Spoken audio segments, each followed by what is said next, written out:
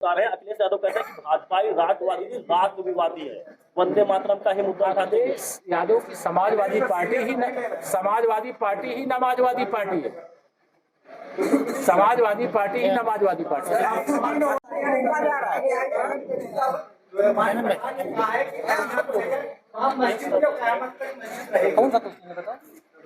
अब वहाँ रामलला का भव्य मंदिर बन गया, धर्म ध्वजा फहरा रही है, उसके बाद इस बयान का कोई औचित्य नहीं।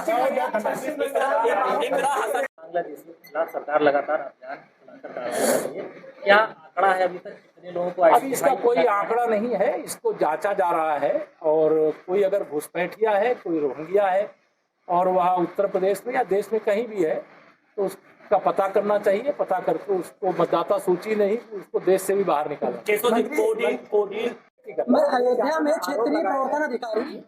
अयोध्या में क्षेत्रीय प्रवर्तन अधिकारी की पिटाई वहाँ के आपके बीजेपी नेता ने की अपने गुर्गों के साथ, और आज तक उनकी अरेस्टिंग नहीं हुई। कोई गलत करेगा तो उसमें कार्रवाई होगी, नहीं हुई होगी, किसी कारण से कुछ मामला होगा, लेकिन इसका मतलब नहीं है कि अपराध करने वाला चाहे जो भी होगा कानून उसके खिलाफ।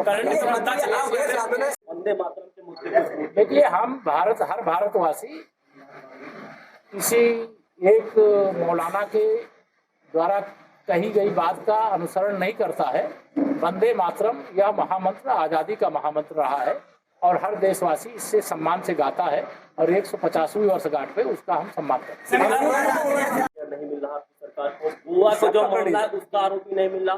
अखिलेश यादव आरोप लगा रहे हैं कि आरोपियों को भगाने का काम भाजपा करती है। श्री अखिलेश यादव जब से बिहार चुनाव हार करके आए हैं, उनका ये मानसिक संतुलन बिगड़ गया। वो वहाँ गए थे कि अवध में हराए हैं और मगध में हराएंगे, लेकिन मगध हार गए हैं और यूपी हार जाएंगी, उनको पता चल गया है। तब से उल जुलूल बयान देते हैं। भारतीय जनता पार्टी की, योगी जी के नेतृत्व की सरकार में अगर अपराधी कोई भी हो, किसी भी प्रकार का हो, यूपी में हो या देश में, जहाँ भी भाजपा या एनडीए की सरकार है, अपराधी पाताल के नीचे भी घुस जाएगा, तब भी खोज करके निकालिए।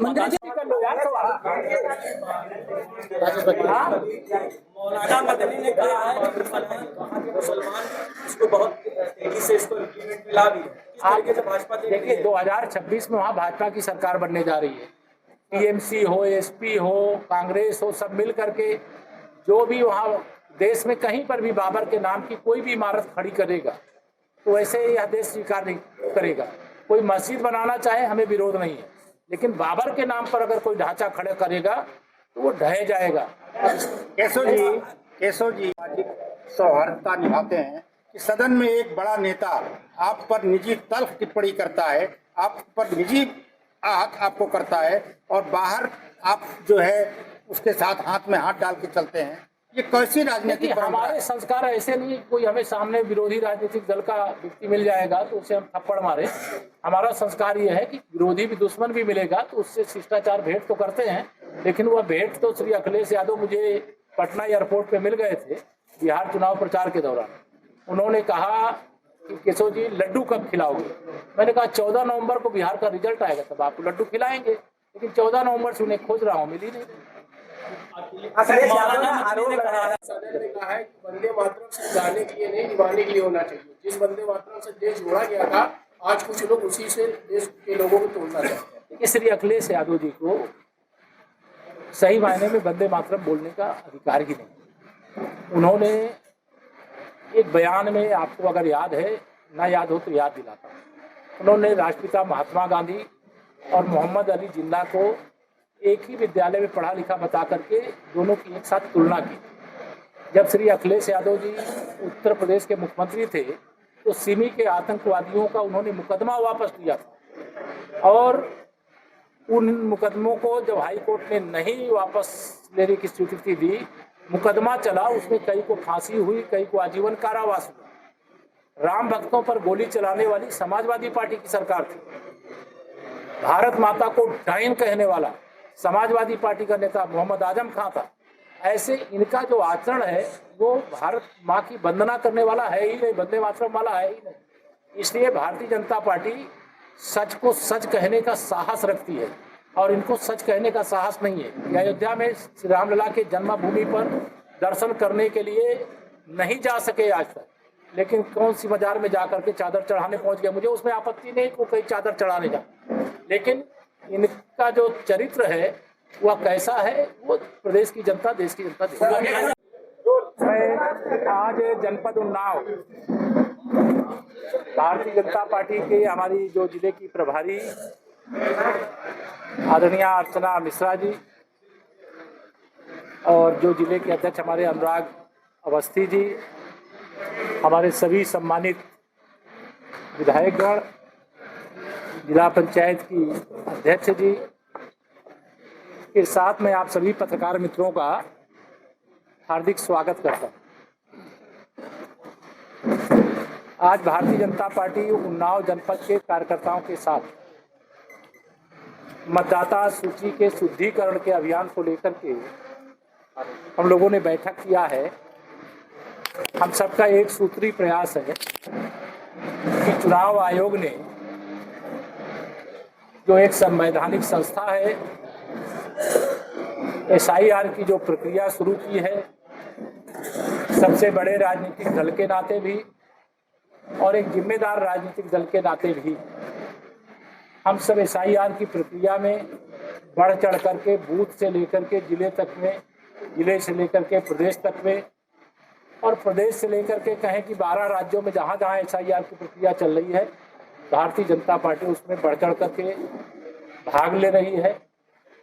और मतदाता सूची के शुद्धिकरण के बाद हमें पूरा विश्वास है कि जो लोग बूथ लूट करके चुनाव जीतते थे उनके ये मंसूबे चकनाचूर हो जाएंगे।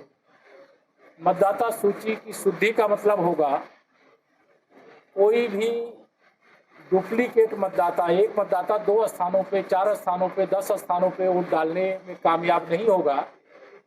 कोई मतदाता स्वर्गवासी हो गया है फिर भी मतदाता सूची में बना नहीं रह पाएगा। कोई घुसपैठिया अगर मतदाता सूची के अंदर घुस आया तो उसकी भी छानबीन करके उसे सूची से बाहर करने के लिए भारतीय जनता पार्टी चुनाव आयोग के माध्यम से जो कार्रवाई है वो करने के लिए दबाव बनाएगी।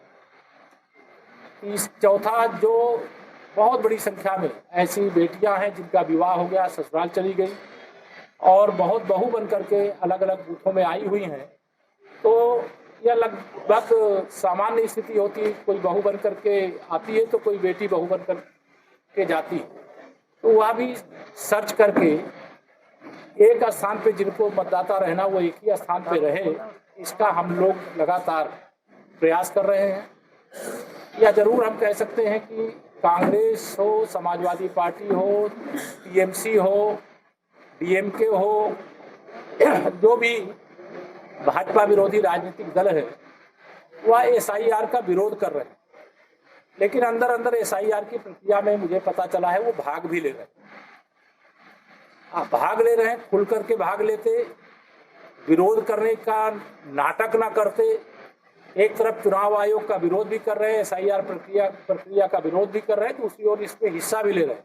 हिस्सा लेने का हम कोई विरोध नहीं कर रहे हैं, लेकिन हिस्सा बढ़ चढ़ करके एक राजनीतिक दल के नाते लेना चाहिए। लेकिन मतदाता सूची की शुद्धि के लिए पूरी ईमानदारी से भारतीय जनता पार्टी काम कर रही है और मुझे इस बात का गर्व है कि भारतीय जनता पार्टी के पास संगठन गढ़े चलो, सुपंथ पर बढ़े चलो, भला हो जिसमें देश का, मजबूत हो जिससे लोकतंत्र, शुद्ध हो जिस मतदाता सूची, वह काम सब किए चलो। तो हमारा कार्यकर्ता इस काम को। अगर आप ये वीडियो YouTube पर देख रहे हैं तो हमारे चैनल को सब्सक्राइब कर बेल आइकन दबाएं और Facebook पर देख रहे हैं तो हमारे पेज को लाइक करें।